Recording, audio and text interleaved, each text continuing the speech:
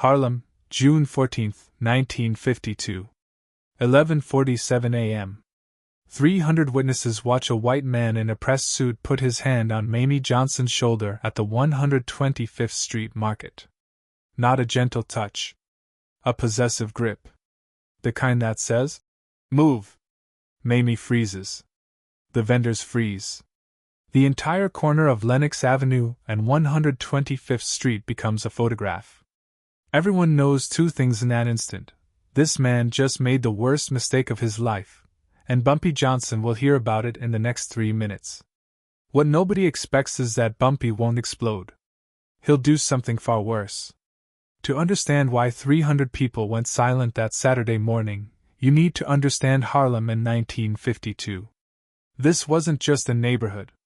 It was a nation within a nation, a place where Black Americans had built their own economy, their own rules, their own royalty.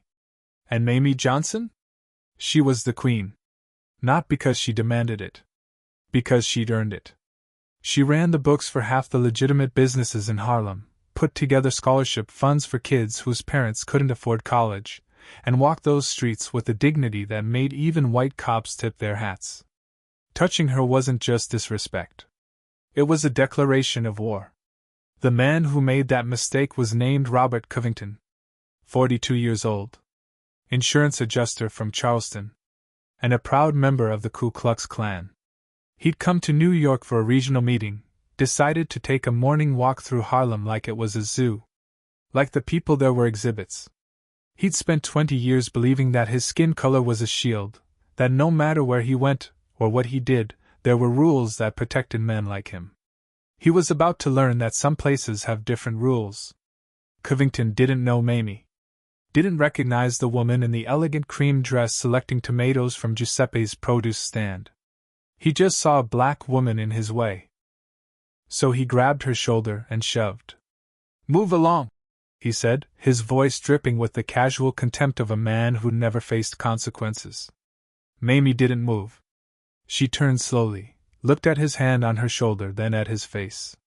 Her expression didn't change. No anger. No fear. Just a cold assessment. "You should take your hand off me," she said quietly. Covington laughed. Actually laughed. "Or what?" Giuseppe, the produce vendor, dropped the pepper he was holding. It hit the wooden crate with a sound like a gunshot. 3 other vendors within earshot stopped mid-transaction. A woman crossing the street literally stopped in the middle of traffic. Everyone knew what was coming. Everyone except Covington. "Sir," Giuseppe said, his Italian accent thick with urgency. "Please. You don't understand." "I understand perfectly," Covington interrupted. "I'm in a hurry, and this woman is blocking my path." That's when Marcus, the shoe-shine man, abandoned his customer's half-finished loafer and sprinted toward the Red Rooster. He didn't run because someone told him to. He ran because in Harlem, when someone disrespects Mayme Johnson, you find Bumpy. Fast. Bumpy was 2 blocks away, finishing breakfast with his business partner, Junie Bird.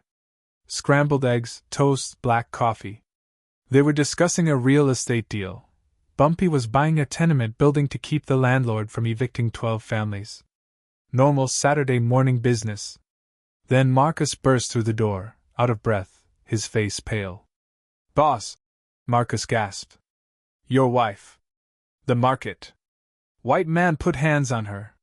The coffee cup stopped halfway to Bumpy's lips. He didn't drop it. Didn't slam it down. Just set it carefully on the saucer. The sound of porcelain on porcelain echoed through the suddenly silent restaurant. "Say that again," Bumpy said. His voice was flat. Dead calm. Anyone who knew him recognized that tone. It was the sound of a decision already made.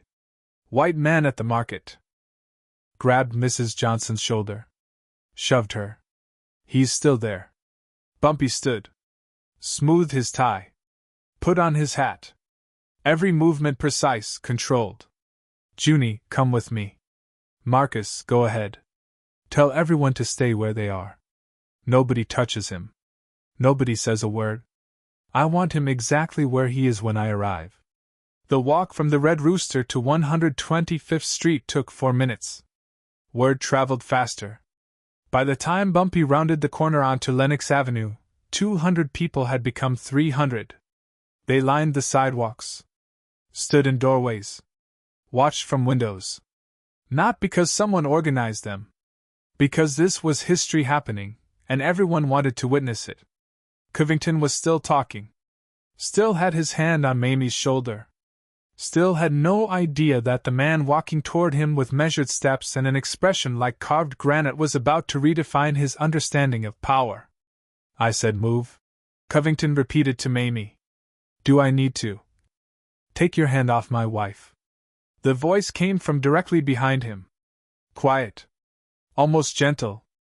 Covington turned and saw a black man in a perfectly tailored suit, 46 years old, average height, nothing physically imposing.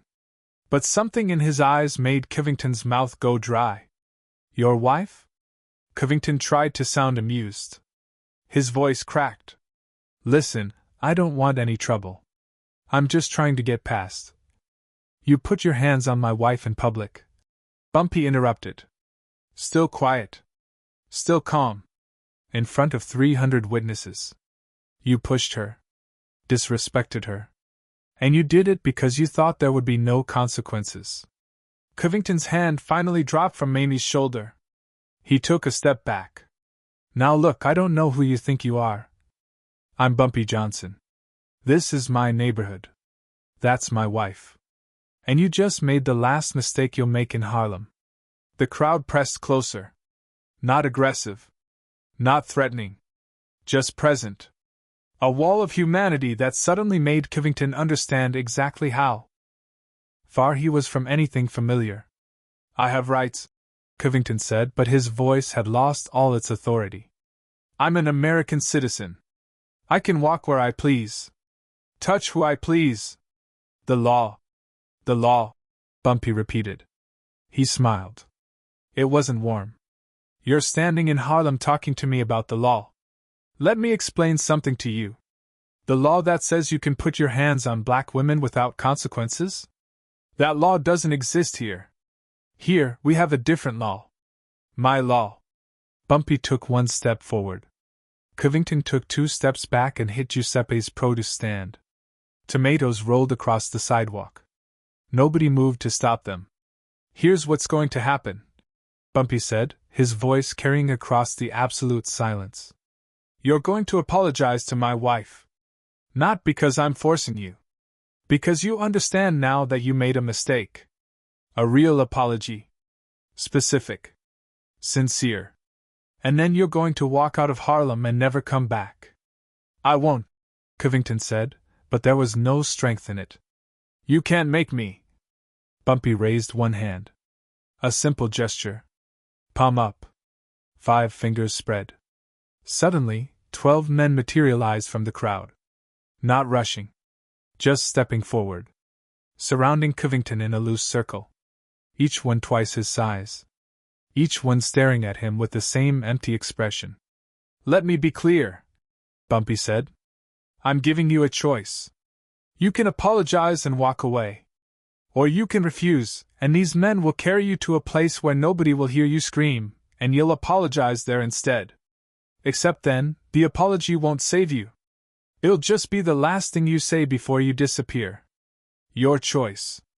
Covington looked at the circle of men. Looked at the crowd. Looked at Mamie, who stood perfectly still, watching him with those same cold, assessing eyes. He saw no sympathy anywhere. No escape.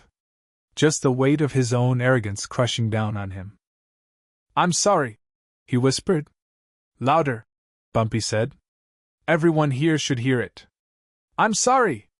Covington's voice cracked. I'm sorry for touching you, ma'am. I'm sorry for disrespecting you. I made a mistake. A terrible mistake. Mamie nodded once. Apology accepted. Bumpy stepped aside. Created a path through the circle. Walk. Don't run. Don't look back. And remember this feeling every time you think about putting your hands on someone you think can't fight back. Covington walked. Each step faster than the last. The crowd parted for him like a sea. 300 people watched him go. Nobody spoke. Nobody moved. They just watched until he turned the corner onto 124th Street and vanished. Then Bumpy turned to Mamie. Took her hand. Kissed it gently. "You all right?" "I am now," she said softly. The crowd erupted. Not in cheers. In something deeper. A collective exhale. A release of tension that had been building for generations. Because what they just witnessed wasn't just Bumpy defending his wife. It was a black man publicly humiliating a white supremacist in 1952 and walking away without handcuffs. That didn't happen. Couldn't happen. But it just did. Bumpy walked Mamie home. Held her arm. Whispered things only she could hear. The crowd dispersed slowly, reluctantly, knowing they'd just witnessed something they'd tell their grandchildren about. But the story didn't end with Covington's retreat. Within 6 hours, word reached the KKK chapter that had brought Covington to New York. By midnight, 3 men in a black Ford were cruising through Harlem, asking questions, looking for Bumpy Johnson. They wanted retribution. Wanted to send their own message. They never found him. But he found them. At 2:17 a.m., the Ford was surrounded by 17 cars at the intersection of Morningside and 110th Street. No police. No sirens. Just Bumpy's network materializing from the darkness.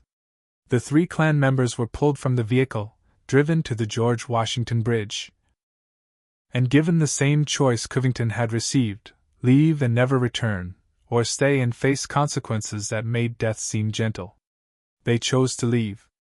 But before they did, Bumpy gave them a message to take back to Charleston. "Tell your people that Harlem is off limits. Tell them that black women here walk with their heads up. Tell them that if anyone else comes here thinking they can touch, shove, or disrespect without consequences, they won't get a warning. They won't get a choice. They'll just disappear. And nobody, not the police, not the FBI, not the president himself, will find them." The message was delivered. Over the next 2 years, not a single reported incident of racial violence against black women occurred in Harlem. Not because the NYPD increased patrols. Not because laws changed. Because Bumpy Johnson had drawn a line in the concrete and made it clear what happened to anyone who crossed it. The story of that Saturday morning spread beyond Harlem. It reached the Bronx, Brooklyn, Queens.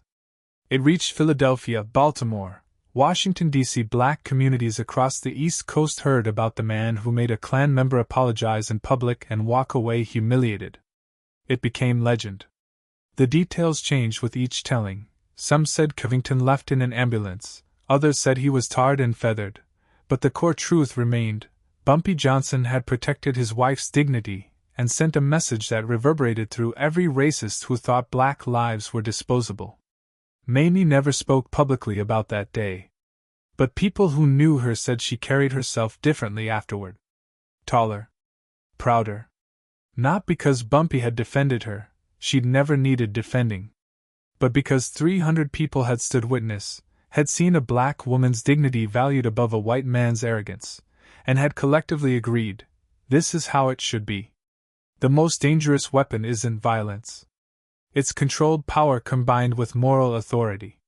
The ability to humiliate without destroying, to make an example without becoming the villain, to send a message so clear that it prevents 1,000 future conflicts. Bumpy understood that. He proved that strength isn't about how much damage you can inflict. It's about how much you can withhold and still command absolute respect. That's why, 70 years later, that story still matters. Not because of what Bumpy did to Covington, but because of what he didn't do. He could have killed him. Would have been justified by every code that mattered in Harlem. But he chose humiliation instead. Public shame. Psychological warfare.